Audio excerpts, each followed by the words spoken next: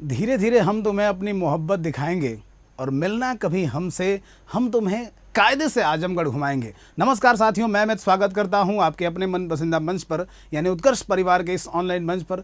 और जिला दर्शन की इस सीरीज में आज हम बात करेंगे आजमगढ़ की। क्या बच्चे, आज हम बात करने वाले हैं आजमगढ़ की। आजमगढ़ बच्चे दिल है पूर्वी उत्तर प्रदेश का, आजमगढ़ शान है पूर्वी उत्तर प्रदेश का, और आजमगढ़ बच्चे धड़कन कहें तो पूर्वी उत्तर प्रदेश का है। तो आजमगढ़ वालों एकदम प्यार से आओ, स्वागत करते हैं आप सभी का और आशा करेंगे कि आप सभी पहुंचा देंगे अपने अलग अलग जगहों पर अलग अलग मोबाइल में और सभी के पास ये वीडियो पहुंचाएंगे। बात करते हैं आजमगढ़ से। जैसा कि मैंने बताया था कि देखो, जिला दर्शन में हम बहुत सारी बातें कर सकते हैं, बहुत सारी चीज़ों पर अध्ययन कर सकते हैं, पर हम कोशिश करेंगे केवल उन चीज़ों पर जो पेपर में आए, केवल उन चीज़ों पर जो पेपर में पूछा जाए। ज़्यादातर बातें हम चर्चा कर लेंगे। जैसे अगर सबसे पहले सामान्य परिचय आजमगढ़ का ध्यान रखें तो सबसे पहले बच्चे ध्यान देना कि ये जो आजमगढ़ है ना, इस आजमगढ़ की स्थापना मुगल काल में की गई थी। क्या भाई, ये जो आजमगढ़ है इसको अगर देखा जाए तो मुगल काल में स्थापित किया गया था और 1665 में इसकी स्थापना हुई थी।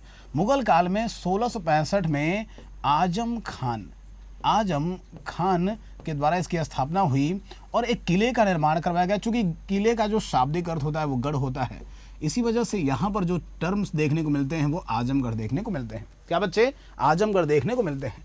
आजमगढ़ को अगर देखा जाए तो 1832 में एक जिले के रूप में बनाया गया। क्या, आजमगढ़ को 1832 में एक जिले का दर्जा मिला। तो एक जिले का दर्जा बच्चे कब मिला? 1832 में जिले का दर्जा मिला। और साथ ही साथ जो सर थॉमसन थे उन्हें यहाँ का पहला कलेक्टर नियुक्त किया गया। क्या, सर थॉमसन यहाँ के पहले राजस्व अधिकारी के रूप में देखने को मिलते हैं।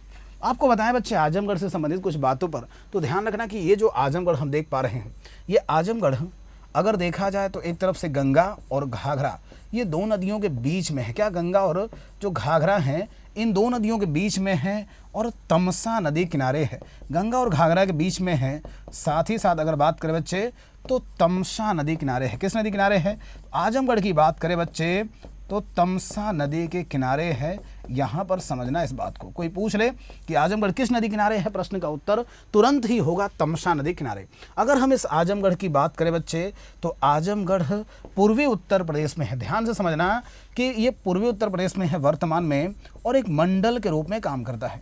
आजमगढ़ पूर्वी उत्तर प्रदेश का एक मंडल भी है, जिला तो है ही, मंडल है। और इस मंडल के अंतर्गत कुल 3 जिले आते हैं। एक तो स्वयं आजमगढ़, स्वयं क्या बच्चे आजमगढ़, उसके बाद से आप देखोगे तो बलिया हैं और बलिया के अलावा मऊ है। तो आजमगढ़, बलिया और मऊ, ये 3 अगर देखेंगे तो आपको जिले मिलेंगे, 3 जिले मिलेंगे इस पूरे मंडल के अधीन।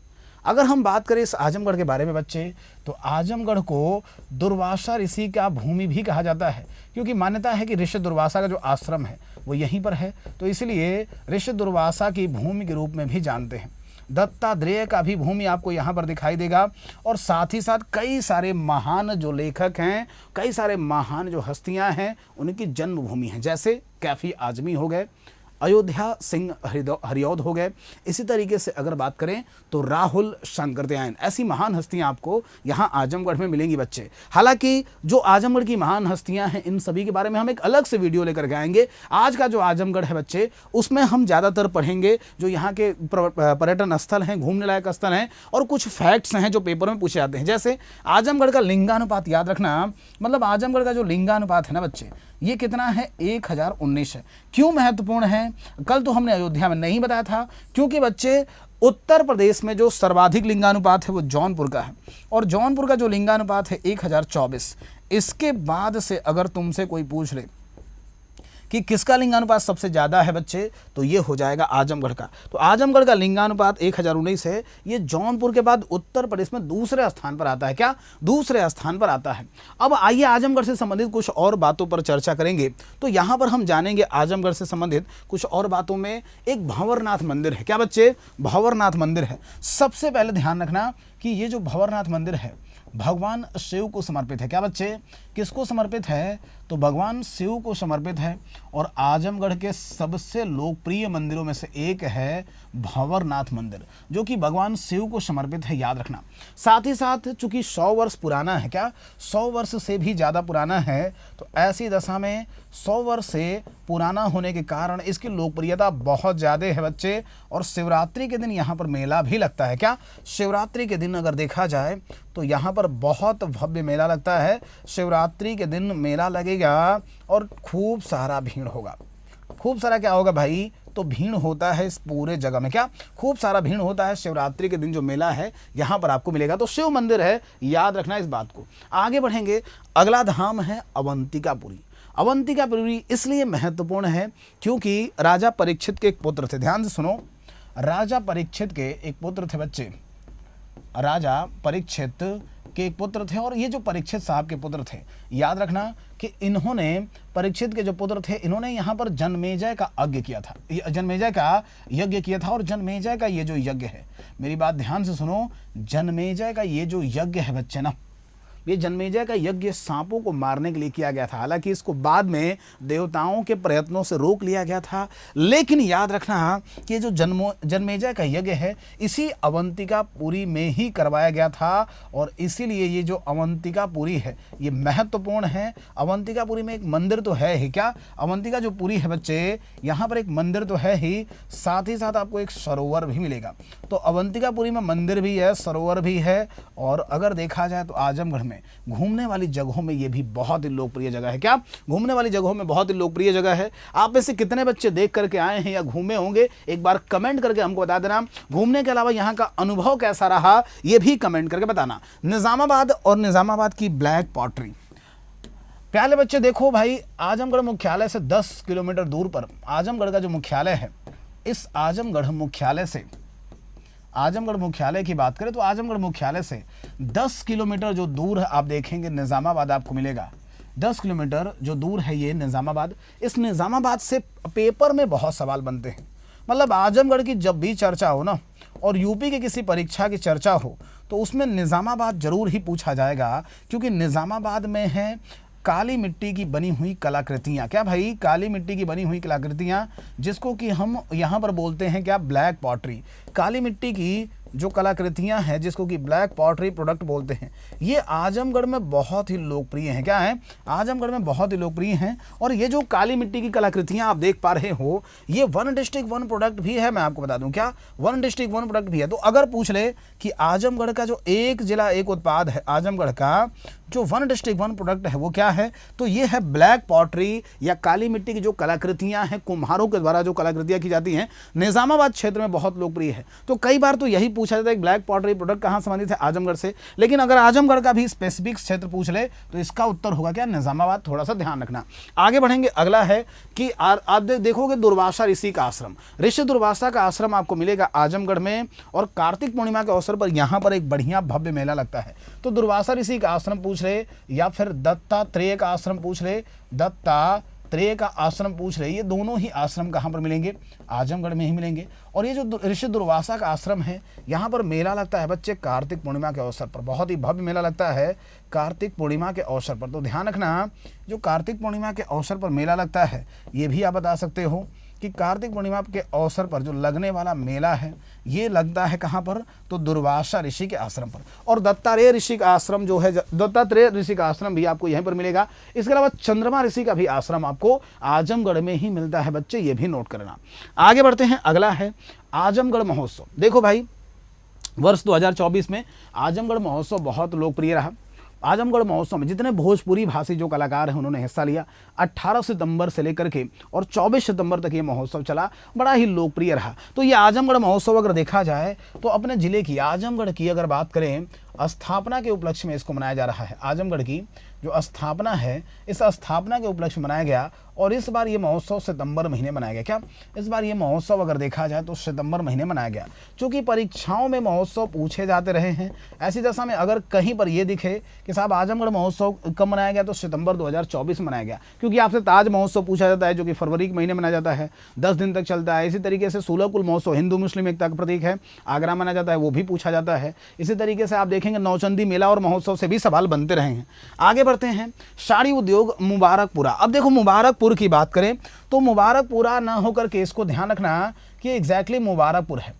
और जैसे बनारस में रेशमी साड़ियाँ बहुत लोकप्रिय है, ध्यान से सुनो, जैसे बनारस में बच्चे रेशमी साड़ियों के लिए बनारस जो लोकप्रिय है ना, रेशमी साड़ियों के लिए जो बनारस लोकप्रिय आपको दिखाई पड़ता है, सिमिलरली यहाँ पर अगर बात करें रेशमी साड़ियों के लिए जो बनारस लोकप्रिय है, इसी तरीके से अगर देखा जाए तो मुबारकपुर भी, ये जो मुबारकपुर है ये भी रेशमी साड़ियों के लिए लोकप्रिय है। और अगर पूर्वी उत्तर प्रदेश की बात करें तो बनारस के बाद दूसरा ये केंद्र है जो रेशमी साड़ियों के लिए बहुत लोकप्रिय है। क्या रेशमी साड़ियों के लिए लोकप्रिय है। बनारस के बाद दूसरा आप देखोगे शहर है जो कि रेशमी साड़ियों के लिए लोकप्रिय है, और मुबारकपुर की जो साड़ियाँ हैं पूरे उत्तर प्रदेश में बहुत लोकप्रिय हैं। आगे बढ़ेंगे, चरण पादुका जो गुरुद्वारा है, ये गुरुद्वारा है जो कि आजमगढ़ में है, और ये भी घूमने वाला स्थल है। जो सिख भाई हैं उनके लिए बहुत ही अच्छा ये स्थल है और घूमने के लिए। कारण क्या है कि चाहे वो गुरु नानक रहे हों या फिर गुरु गोविंद सिंह रहे हों, गुरु नानक और गुरु गोविंद सिंह दोनों ही जो गुरु हैं, इनका आप देखेंगे तो यहाँ पर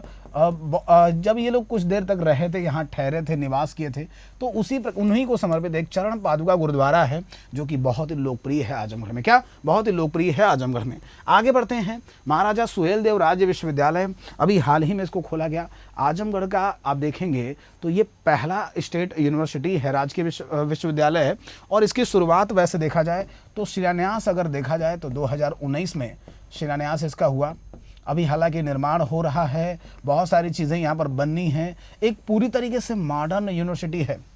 ये जो आप देख पा रहे हो उस महाराजा सुहेलदेव जो राज्य विश्वविद्यालय है आजमगढ़ में, एक मॉडर्न यूनिवर्सिटी है जहाँ पर सारी सुविधाएं नवीनतम मिलेंगी और सब प्रकार की अत्याधुनिक सुविधाओं से लैस होने जा रहा है। तो ये यूनिवर्सिटी बच्चे अगर आपसे पूछ लिया जाए कि साहब महाराजा सुहेलदेव राज्य विश्वविद्यालय कहाँ पर है, आजमगढ़ में है, और इसका शिलान्यास किया गया 2019 में। 2024 में आप देखेंगे तो इसको खोल दिया गया, ओपन कर दिया गया, ओपन टू ऑल हो गया, और बहुत सारे लोग आपको यहाँ पर पढ़ते हुए दिखाई देंगे। अब देखो भाई, वैसे तो ये कलिका हवेली एग्जाम में नहीं पूछा जाएगा, एग्जाम में निश्चित रूप से ये नहीं पूछा जाएगा, पर कलिका हवेली एक बहुत ही बढ़िया रेस्टोरेंट है जहां पर आप अगर आजमगढ़ को घूम रहे हो तो यहां पर आप क्या कर सकते हैं, स्टे कर सकते हैं, ब्रेकफास्ट कर सकते हैं, डिनर कर सकते हैं, या और सारी चीज़ें आपको यहाँ पर बहुत सारी चीज़ें मिलेंगी। तो वैसे कलिका हवेली की बात करें तो मैं बता दूं कि पेपर में नहीं आएगा, पर आजमगढ़ वाले इसको जानते होंगे, क्योंकि आप देखोगे ना तो जो आजमगढ़ में अगर हम बात करें तो यहाँ पर आप इसको इस तरीके से जानते होंगे कलिका हवेली को, क्योंकि सठियाव में आपको ये स्थित दिखाई देगा और सड़क पर ही है।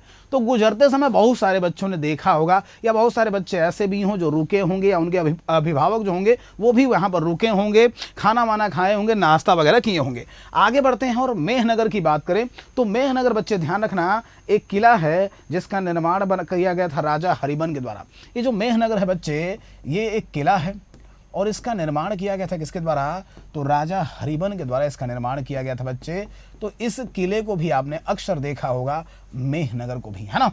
तो ये कुछ बच्चे आजमगढ़ से संबंधित जानकारियां थी। हालांकि आजमगढ़ से संबंधित जो प्रसिद्ध व्यक्तित्व हैं उनको मैं अलग से एक वीडियो लेकर के आऊँगा, उनके बारे में विस्तार से चर्चा करूँगा और आपके साथ में जुड़ूंगा। अगर आप आजमगढ़ के हैं, ये वीडियो पसंद आई हो तो वीडियो को लाइक कर देना, अपने दोस्तों को, मित्रों को, साथियों को और सभी को शेयर कर देना। लेकिन अगर आजमगढ़ के अलावा भी कहीं से हैं तो कुछ बातें जो हमने महत्वपूर्ण बताई उसको नोट कर लेना, जो कि आपके पेपर के लिए फ़ायदेमंद होने वाली हैं। तो नमस्कार बच्चे, आगे मिलेंगे हम लोग अगले किसी जिला के साथ में। अगर आपको ये सीरीज पसंद आ रही हो तो कमेंट करके अपना अनुभव जरूर बताना। बहुत बहुत धन्यवाद। जय हिंद बच्चे।